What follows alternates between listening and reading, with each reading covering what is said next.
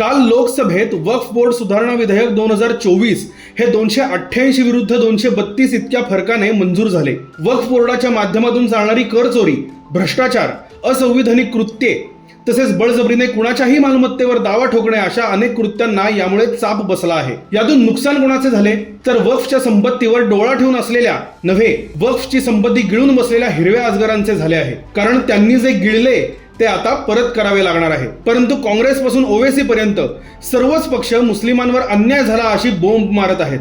आपला उबाठा गट देखील याला अपवाद नाही। वक्फ बोर्ड सुधारणा विधेयकावर यांनी काही आक्षेप घेतलेत ते आधी पाहूया।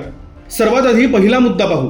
वक्फ बोर्डाच्या समितीत गैरमुस्लिम म्हणजेच हिंदू नको या लोकांना हिंदूंच्या जमिनी चालतात। उदाहरणार्थ होळकर राजांनी मध्य प्रदेशात वक्फला दान दिले होते, म्हणजे हिंदूंची संपत्ती चालते पण त्यांचा समावेश चालत नाही।